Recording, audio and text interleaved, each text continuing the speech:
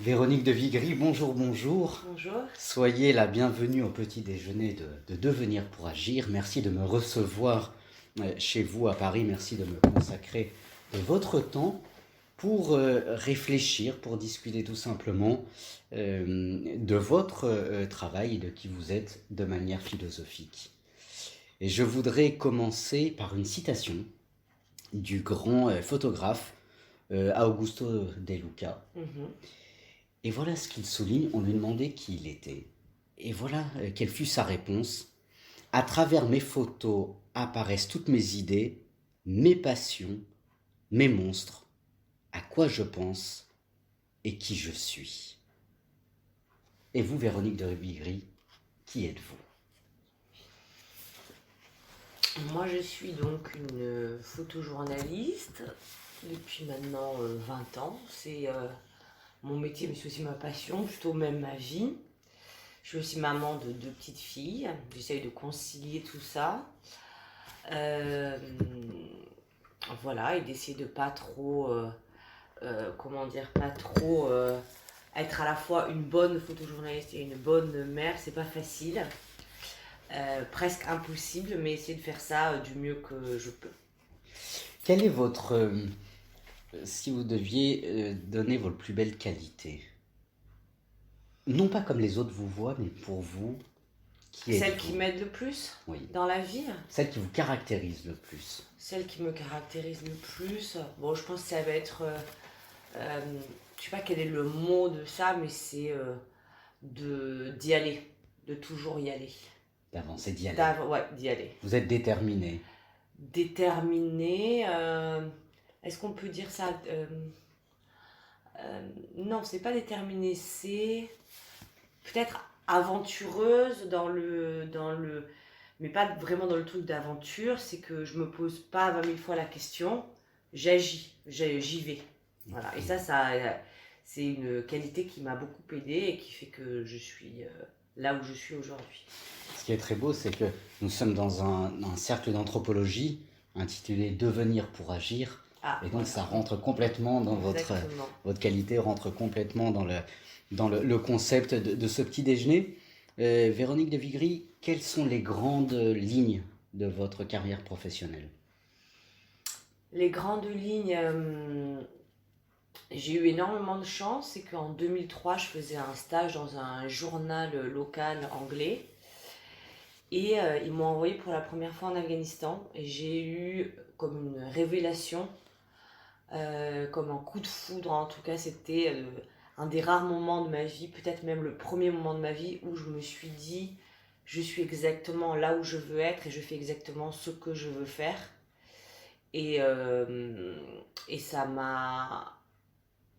Enfin, à partir de ce moment-là, en tout cas, j'ai su que je voulais être photojournaliste et dans des pays plutôt en conflit, comme l'Afghanistan.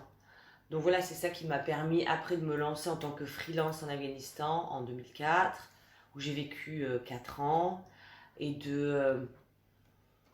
en fait, l'Afghanistan, c'est le pays où je suis née en tant que photojournaliste. C'est là où j'ai fait mes premiers pas, mes premières erreurs, mes premiers succès, mes premières ventes, mes rencontres très très importantes qui comptent aujourd'hui encore.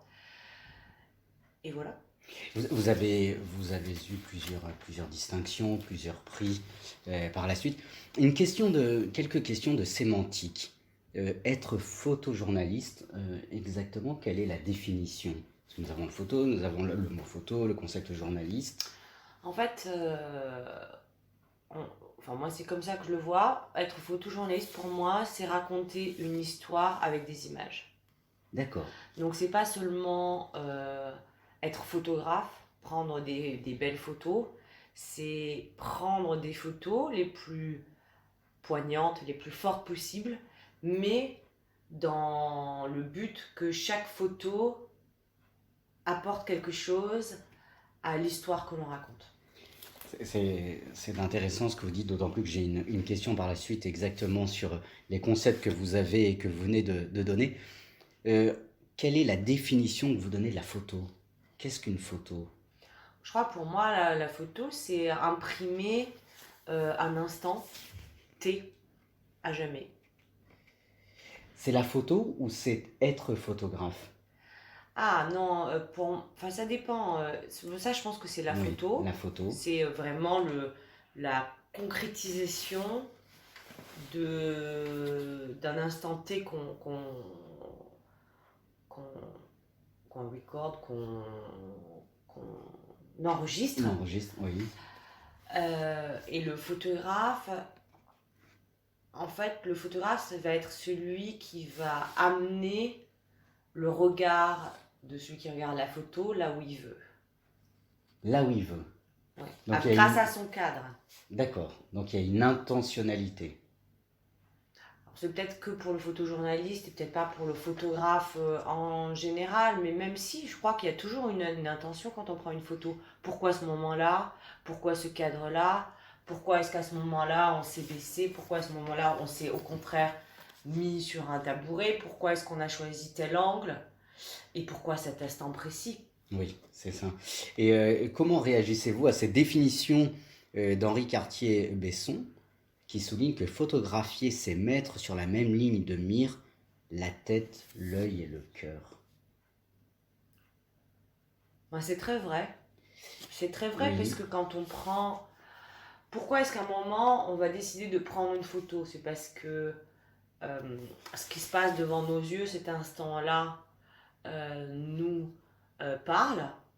Peut-être parce qu'il nous rappelle quelque chose qui était agréable et dont on veut se souvenir, parce qu'on vit un moment qu'on veut garder pour soi, presque pour l'éternité. Donc oui, il y a le cœur, la tête et l'œil qui sont alignés. oui, mais alors y a-t-il une hiérarchie pour vous? Vous commencez par la tête. Quel est finalement tout En à fait, l'heure ça oui, dépend, parce que parfois on peut prendre des photos qu'on voit avec l'œil, quelque chose qui est tellement étonnant. Non, en fait, il n'y a même pas d'hierarchie parce que ça va être, je veux dire, spontané. C'est quelque chose qui va se passer peut-être d'abord dans la tête, dans le cerveau, quelque chose qui va nous interpeller et donc qui va mettre notre œil en marche. Et après, on va prendre la photo ou pas euh, avec le cœur. Non, je crois que c'est assez simultané, je pense. d'accord. Je pense qu'il Parce faut que les trois pour prendre la photo. il faut les trois ensemble. Enfin, Ouais. c'est une Ouais. unité, c'est une harmonie. Euh, Véronique Vigry, vous êtes, je dirais, la porte-image ou oui, la porte photo de l'humanité, puisque vous vous êtes spécialiste dans la photographie des pays en conflit. Quand vous prenez une photo, quel est pour vous et selon vous l'accord, le lien, ou peut-être l'opposition entre la réalité et la vérité? Quand vous prenez une photo, est-ce que votre objectif c'est de transcrire la réalité ou c'est de donner une vérité? Et quelles sont ces deux définitions selon vous en tant que photographe? Alors, mon travail de journaliste, dans l'absolu, dans l'idéal, serait de transmettre une réalité. Oui, Mais quand on est... donc nous, moi je travaille beaucoup pour les magazines, donc on est cité comme envoyés spéciaux. Et donc voilà. je crois qu'à partir du moment où ils envoient deux personnes humaines rapporter d'une situation qui se passe dans un pays en conflit, en fait, on ne peut pas se détacher de la vérité auquel pensent ces personnes envoyées spécialement là-bas, qui arrivent avec finalement leurs préjugés.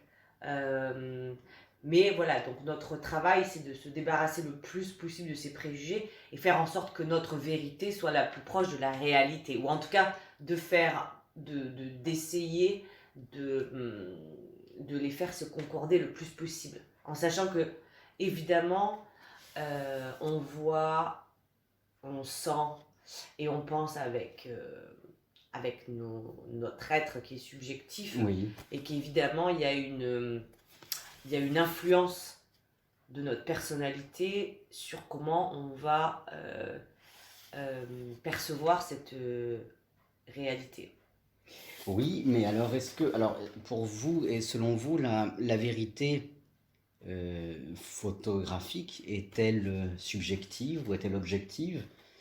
Elle est évidemment subjective, mais il faut Oui, essayer le plus possible de la rendre objective. Donc c'est pour ça que euh, dans le journalisme, et donc le photojournalisme, on va essayer de ne pas entendre une seule vérité et qu'on doit, comme quand on fait une dissertation, on va voir les pour, les contre, et puis sûrement que la réalité est quelque part au milieu de oui, tout ça, un peu plus nuancé que ce qu'on imagine. Notre boulot, c'est justement de ne pas s'arrêter à une vérité et d'essayer d'aller, en tout cas, récolter le plus de vérité possible pour que le lecteur qui va lire le magazine s'approche le plus de la réalité, en tout cas qu'on a vue sur le terrain. ce qui est intéressant dans ce que vous dites, c'est que vous me faites penser à une certaine définition de Maupassant. Maupassant qui souligne que le réaliste, s'il est artiste, cherchera non pas à nous montrer la photographie banale de la vie, mais à nous donner la vision la plus complète, la plus saisissante, plus probante que la réalité même. C'est-à-dire que vous, quand vous prenez une photo, vous allez complètement au-delà de la réalité. Vous allez beaucoup plus loin que la réalité pour essayer de nous donner la vision Oui, la plus vraie, parce qu'en peut-être. fait, c'est une photo. Donc moi, je travaille beaucoup pour les magazines, donc il y a plusieurs photos, ce qui me permet de donner un contexte à la photo en question. Voilà. C'est-à-dire que c'est pas juste une photo, parce qu'une photo peut être très, euh, justement, très irréaliste, peut donner une toute autre vision de la réalité du terrain. Et donc enfin, moi, mon boulot, quand je dis que je raconte une histoire, c'est comme une histoire, c'est-à-dire que je vais pas raconter un moment donné sans donner tout le contexte qu'il y a autour. Oui, c'est ça. La vision la plus complète. Une autre question, Véronique de Bigry. Quand nous voyons vos photos dans les journaux, dans les magazines, pour nous, en tant que lecteurs de ces magazines, moi, je me suis posé la question de la place de l'inconscient et de la conscience. Autrement dit, vous nous aidez à prendre conscience, à travers la photo, de ce qui, pour nous, de prime abord, était inconscient. Mais vous, en tant que photojournaliste, quelle est la part d'inconscient que vous avez en prenant, en couvrant des situations de Mais conflit? il y a une énorme part, je pense, inconsciente. Quand par exemple,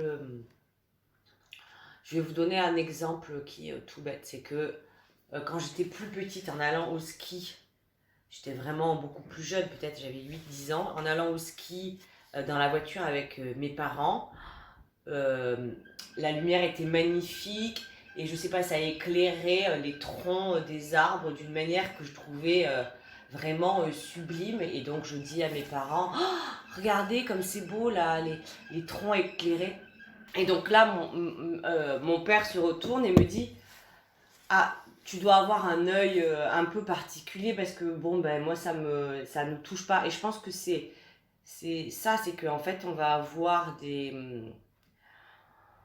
comme tout le monde, on a des choses qui nous marquent ou Oui, qui nous paraissent importantes, qui vont pas du tout être les mêmes en fonction de qui on est.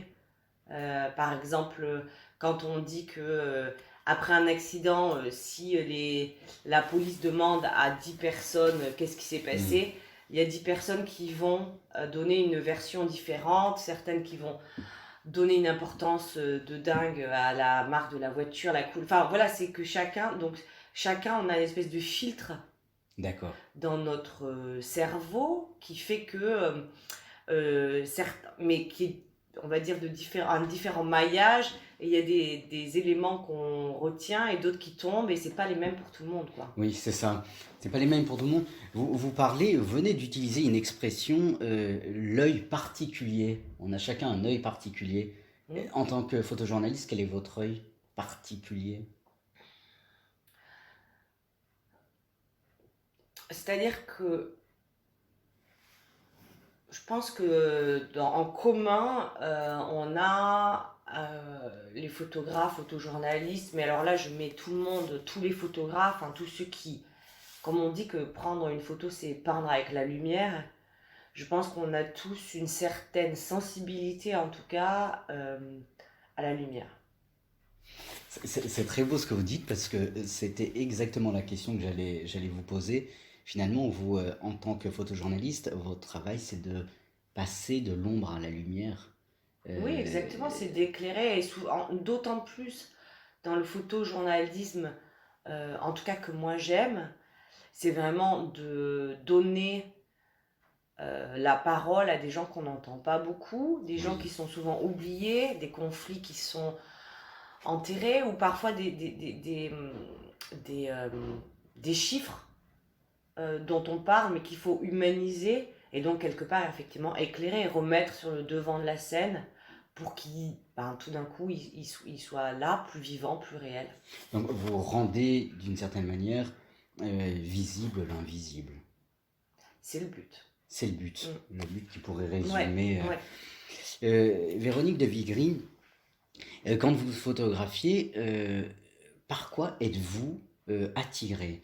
Dans le sens, quand vous prenez votre appareil photo, quelle est la part de prévoyance et de hasard que vous avez à travers votre profession et à travers finalement vous-même, votre identité, votre... Ben, heureusement qu'elle est hyper importante, parce que c'est ça qui me plaît, et je pense qu'il plaît à tout le monde, c'est de se laisser surprendre et d'être toujours surpris par, par ce qu'on va découvrir. Moi, personnellement, ce que j'aime, c'est l'humanité. L'humanité qui, dans ces zones de conflit, est presque et extrapolée, sublimée souvent. Euh, c'est Chauvel qui disait que les zones de conflit où la guerre est un révélateur d'humanité, mais il a raison en fait, parce que souvent on ramène des histoires euh, plutôt tristes ou de victimes et ça, mais on le raconte moins, mais on le voit beaucoup. Il y a des choses extraordinaires qui se passent dans les zones de conflit, avec des gens qui vont se surpasser. Il y a une solidarité qui va s'éteindre dès que le conflit va s'éteindre, mais qui se fait dans cette espèce d'urgence. Et, euh, et moi, je suis toujours surprise par ça, mais que ce soit par l'extrêmement bon comme l'extrêmement mauvais, et de en fait, à chaque fois, de découvrir un peu plus les humains, enfin nous. Oui, mais alors est-ce que, comme le dit le philosophe John Stuart Mill, il y a cette complicité omniprésente lorsque vous photographiez entre cette prévoyance et ce hasard? Est-ce que finalement c'est une complicité ou c'est une opposition? Et y a-t-il, comment dirais-je, quand vous voulez photographier, est-ce que vous prévoyez, vous dites je Mm. veux aller à tel En endroit fait, pour... nous, ce qu'on nous demande de plus en plus, c'est-à-dire parce que c'est quand même un métier, donc il faut quand même que quand je pars, il faut que je rentre avec quelque chose, et je l'ai normalement vendu à un magazine. Donc c'est plus comme avant où on part la fleur au fusil en se disant mais je vais passer un mois en Afghanistan, voyons ce que je vais revenir, enfin ce avec quoi je vais revenir. Non, c'est plus du tout pareil. C'est-à-dire que maintenant, quand vous partez quelque part, vous devez dire au magazine, je pense que je vais, enfin mon angle, D'accord. ça va être ça. Donc on a déjà prévu euh, ce dont on voulait parler, donc on va se focaliser sur... et donc ce qu'on crée, enfin moi je considère que c'est ça, c'est que je vais créer des opportunités de prise de photos qui vont aller dans ce sens-là. Donc je vais me mettre dans des situations où, avec des gens qui vont euh, avoir quelque chose à faire avec l'histoire que je dois raconter. Mais par contre, une fois que je suis sur place, je laisse les choses se faire. Donc, je prévois, Super. je me mets sur le chemin qu'il faut. Par contre, après, je laisse le reste faire. Donc, c'est au lieu de partir un peu n'importe comment, je sais à peu près la direction que je dois prendre, et je laisse, avec des Oui. opportunités photographiques, mais par contre, je laisse le hasard euh, venir. Sinon ça serait tordre le bras carrément Oui. à la réalité.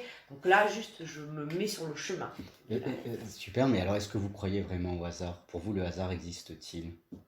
N'est-ce pas un enchaînement de cause à effet? Non, je crois que le hasard existe. D'accord.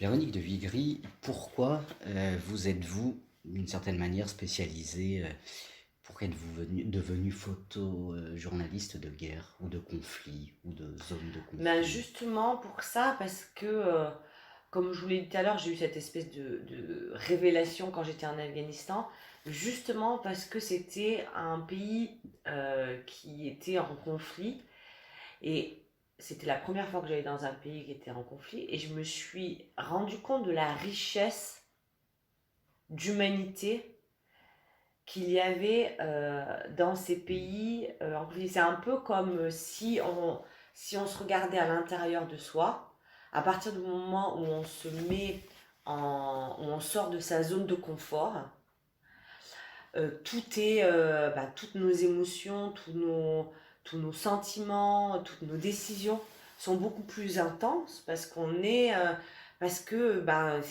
tout est fluctuant. Et en fait, pour moi, un pays en zone de conflit c'est un pays qui est sorti de sa zone de confort, et tout est possible, et tout est sublimé ou extrapolé ou intensifié. Vous venez d'utiliser un concept, à savoir celui d'humanité. Euh, Comment définir pour vous l'humain? Qu'est-ce qu'un humain? On est dans un cercle d'anthropologie, donc la connaissance de l'humain. Qu'est-ce que l'humain pour vous? Il y en a tellement, tellement, je sais pas, c'est ce qui est, ce pourquoi je trouve ça fascinant, c'est que justement, bah, on n'en sait rien. C'est génial. Ouais, voilà, C'est vraiment génial. on peut s'attendre à tout, et c'est l'inconnu. Et il y a encore tellement à, à fouiller. Et c'est comme, c'est vraiment aller à la rencontre de l'humain, c'est partir dans une aventure, on ne sait pas quand elle sera finie. Oui, complètement, c'est un mystère. Oui, L'humain exactement, c'est un est un mystère. grand mystère. Finalement, comme la photo, je pense que la photo est un mystère, un mystère du temps.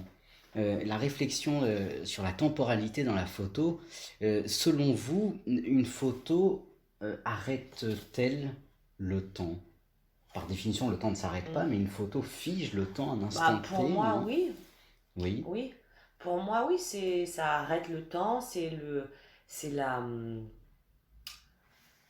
c'est le temps, un instant imprimé.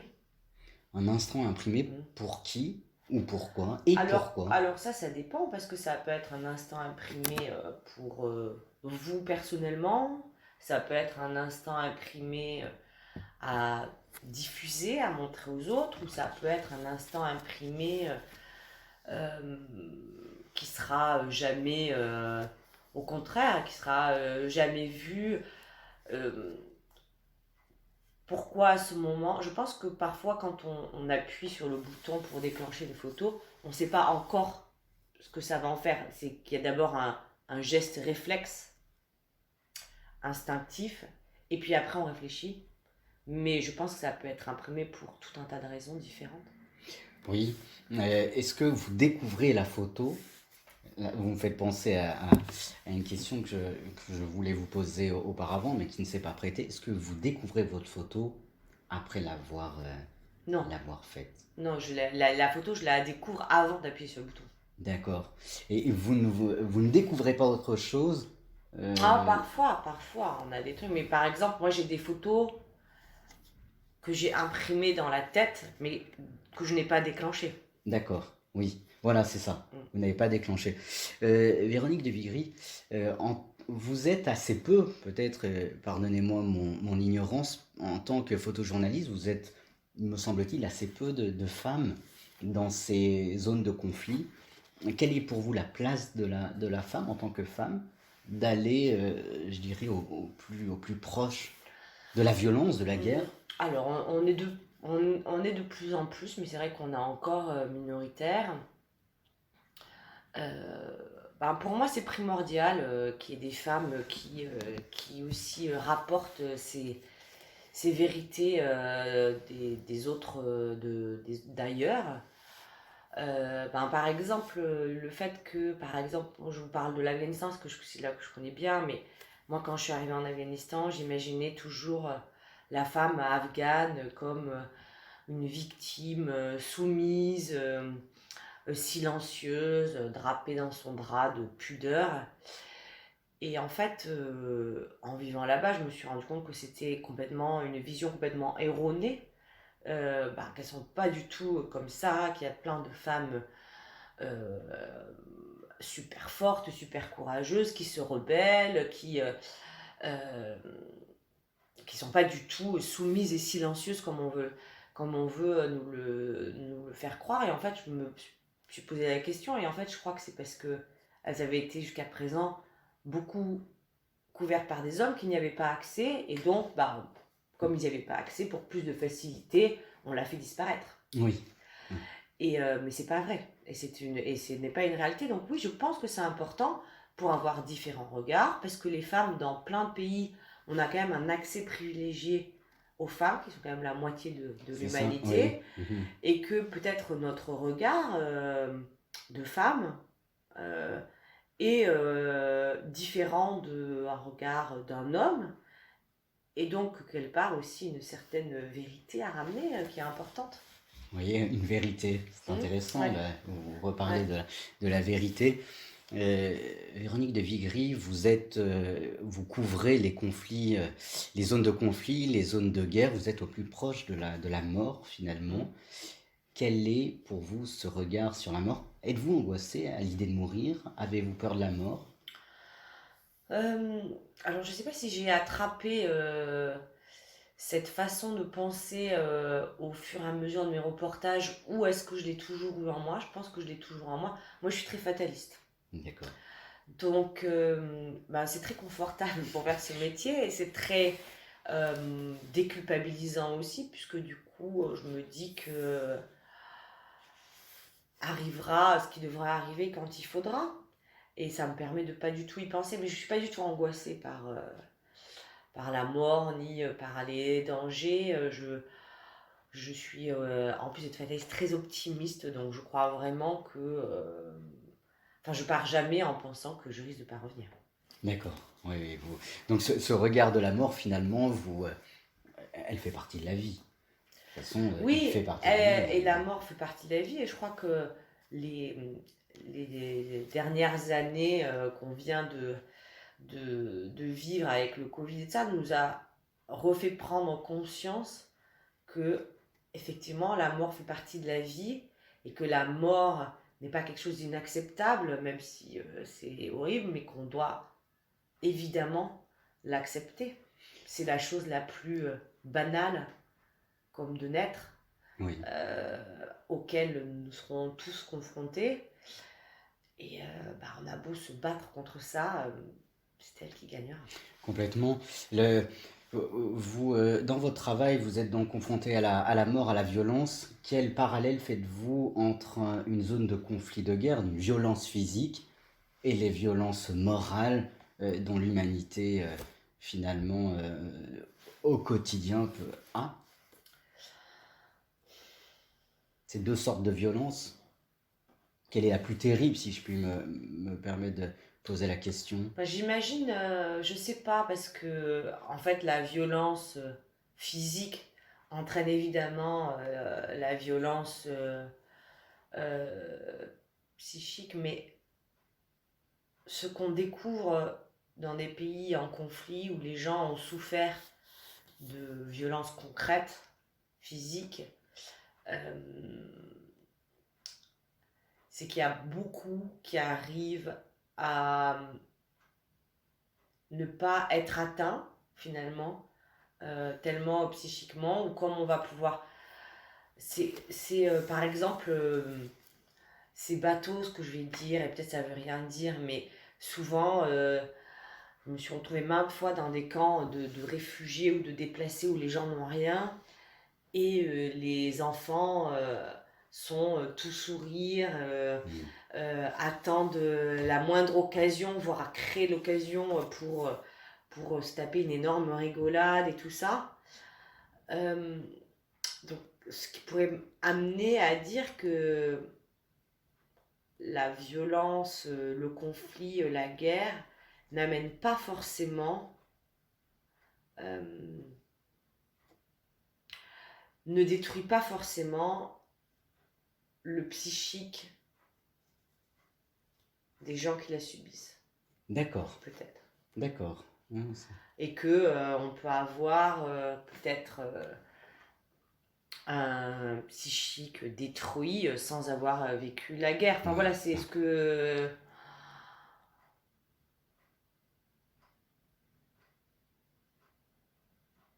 Je sais pas. Non, non, Après, mais c'est pas c'est... moi l'anthropologue, c'est pas moi le Non, truc. non, Mais c'est vrai qu'on intéressant. retrouve de la joie et de l'innocence, même dans les situations, et de la solidarité, et donc de l'humanité, même dans des lieux ou chez des personnes qui auraient tout à fait toutes les raisons d'être complètement détruites. Détruit. Ce qui est le grand paradoxe, finalement. Mm, mm. Et Véronique de Vigry, malheureusement, l'interview va s'achever.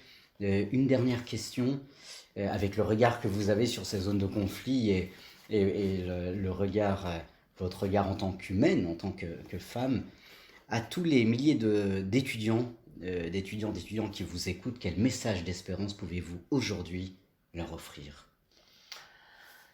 Eh ben moi, je leur dirais que, en dépit de tout ce qu'on peut leur dire, de tout ce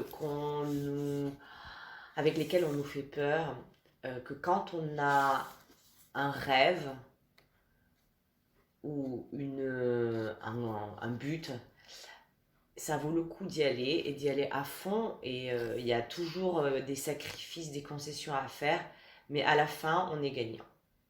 Il faut juste y aller. Les amis, écoutez ce que vient de nous dire notre amie Véronique de Vigry. À la fin, on est gagnant. Il faut y aller. Merci Véronique Avec de plaisir. m'avoir reçu. Merci, Merci Manuel. beaucoup pour la profondeur de vos mots et la passion que vous transmettez à travers votre réflexion. Et permettez-moi de terminer par une citation d'Ansel Adams qui souligne, et je trouve qu'elle vous caractérise le plus, il ne s'agit pas de transmettre une vision en tant que photographe, mais de toucher les gens à travers une image. C'est vrai. Merci de nous toucher à travers votre profession, à travers vos photos. Merci pour votre belle humanité et bonne continuation, belle aventure à vous. Merci. Merci d'être cette porte-image et cette porte-parole de l'humanité. Merci beaucoup. Merci, Emmanuel. Merci.